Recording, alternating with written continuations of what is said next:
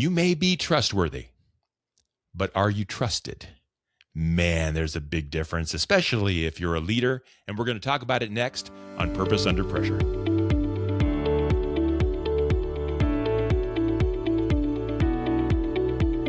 Oh, welcome back. My name is Bryan, and this is Purpose Under Pressure. It's a podcast about developing sales and leadership success on purpose and under pressure. Thank you very much for being back with us. We appreciate your listening and watching and being a part of the show. It is brought to you by the professional sales and leadership training team at Sandler by the Ruby Group. You'll find them in Akron and Columbus, Ohio, and Jacksonville, Florida.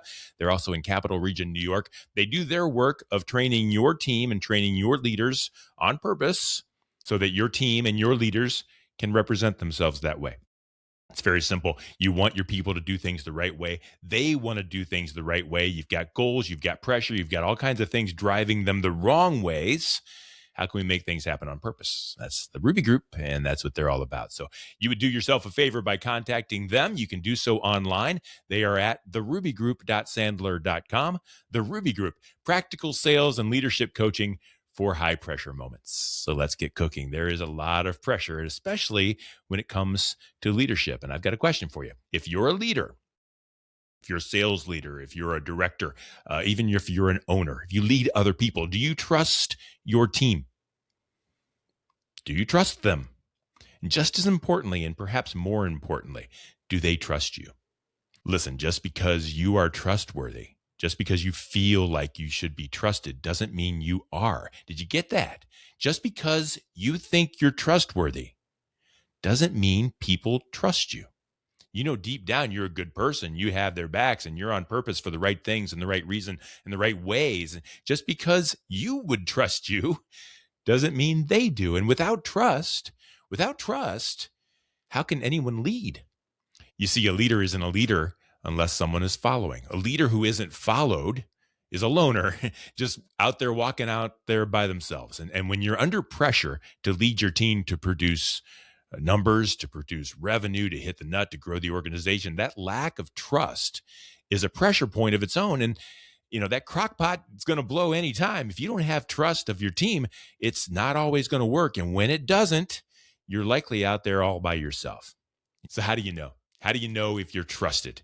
Whether you're a leader or you're on a team, here's 4 ways that I think you can tell. If you look around, if you pay attention, you can tell if these things are happening, people trust you. Number 1, you're going to know you're trusted when other people speak up before the problem gets big. I call it eating the frog. Take care of business before the problem gets so big that you can't take care of it. And people who are trusted will hear from their team that something's wrong. There's a red flag that isn't obvious. Bad news gets shared immediately. Mistakes are admitted to willingly and without spin. If you're leading a team that feels safe speaking up, then you're leading a team that will outperform, not just for themselves, but they're going to outperform for you. You'll also know you're trusted when someone challenges you. They say, I'm not sure that's right. They're offering up a different point of view. If someone on your team says, that's not going to work, they do it respectfully. They don't do it mean. They're not the devil's advocate. They're just like, that might not be the right way. Try this instead. Then you know you've got a team that trusts you to listen, that trusts you to take the right action with the right information and do the right thing. Then you know you've got a team that trusts you to listen and to make good decisions based on solid information that a team can offer you. Listen, your team is out on the streets. Your team has got the nose to the ground. They know things.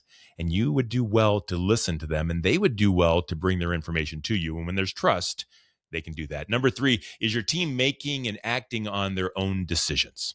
Are they waiting for your approval, your direction, your ideas, your decisions? Are they waiting before they do anything until you say so? If your member of your team can make the call and feel confident about it when it needs to be made, and they feel supported when they do, that's trust you can't buy. But here's the thing. You got to let them do it. You got to let them feel like they can do it. And when they screw up, and they will, you've got to let them screw up without reprisal. When they can do that on their own and you don't bash back when things don't go quite the way you want it, then you know you've got a trusted team. And finally, do you find that people bring you partial work?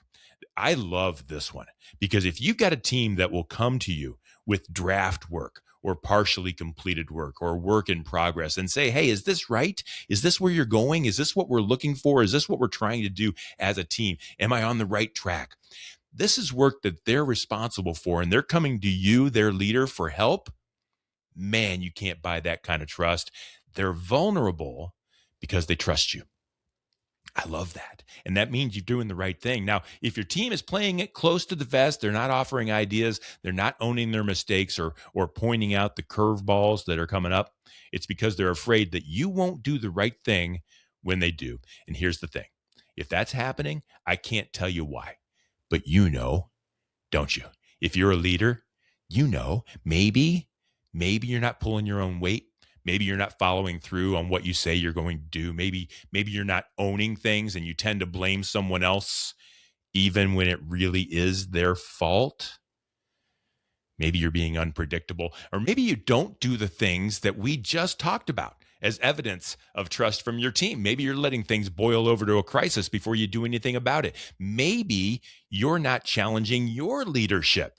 You're just sticking everyone with a bunch of corporate cram downs, like the TPS reports from Office Space, right? No one trusted that guy, and yet he was in charge. When's the last time you sat down with every member of your team and asked them how they were doing? When's the last time you asked them how you're doing? Get some feedback from your team. And here, maybe even more importantly, when's the last time you asked yourself how you're doing?